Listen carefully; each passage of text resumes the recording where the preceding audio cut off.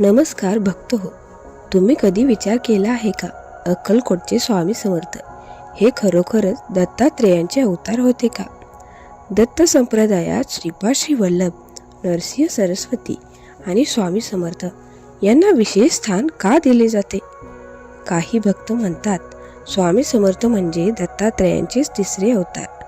आजच्या या व्हिडिओमध्ये आपण जाणून घेणार आहोत स्वामी समर्थ आणि दत्तात्रेय यांचा संबंध, दत्त संप्रदायात स्वामी समर्थांचे स्थान आणि काही रहस्यमय घटनांमुळे लोक त्यांना दत्तावतार का मानतात. हा व्हिडिओ शेवटपर्यंत नक्की पहा, कारण शेवटी मी सांगणार आहे एक अशी घटना ज्यामुळे हजारो लोकांनी स्वामी समर्थांना दत्तावतार मानले. पाहूयात आपण दत्त संप्रदाय म्हणजे काय. दत्त संप्रदाय हा भारतातील अत्यंत प्राचीन आणि आध्यात्मिक संप्रदाय आहे.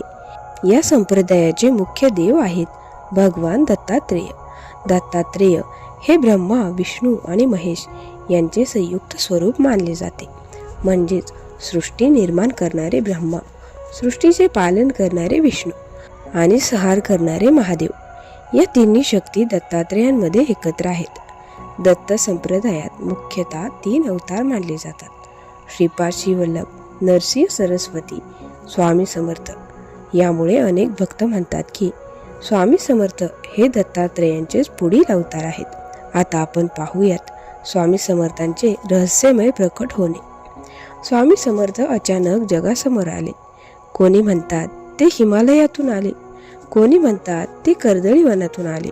परंतु एक गोष्ट सर्वांनी मान्य केली, त्यांच्याकडे असामान्य दैवी शक्ती होती.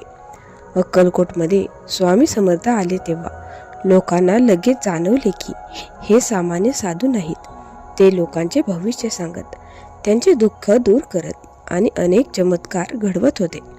एका भक्ताने एकदा विचारले, स्वामी तुम्ही कोण आहात?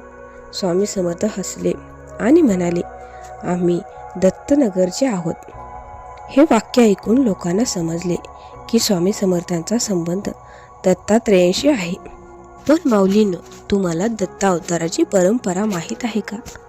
दत्त संप्रदायात अवताराची एक परंपरा आहे. पहिला अवतार श्रीपाद श्री वल्लभ, दुसरा अवतार नरसिंह सरस्वती आणि अनेक भक्तांच्या मते तिसरा अवतार म्हणजे अक्कलकोटचे स्वामी समर्थ. श्रीपाद श्री वल्लभ यांनी भक्तांना मार्ग दाखवला, नरसिंह सरस्वती यांनी धर्माचा प्रसार केला आणि स्वामी समर्थांनी भक्ताचे दूर करण्याचे कार्य केले.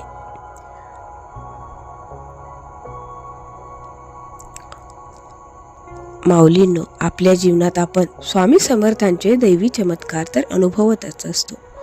तसाच अनुभव आता आपण पाहणार आहोत.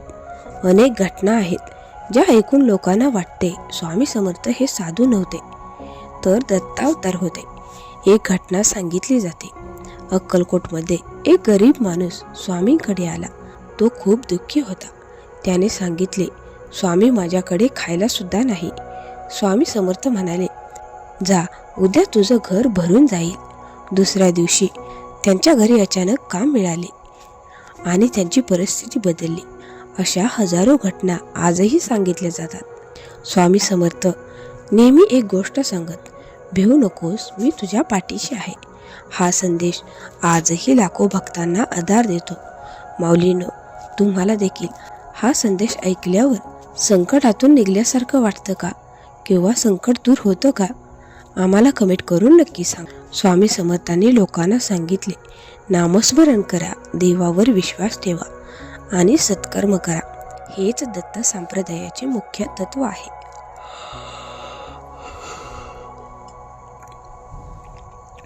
लोक स्वामी समर्थांना दत्त अवतार का मानतात? याची काही कारणे आहेत.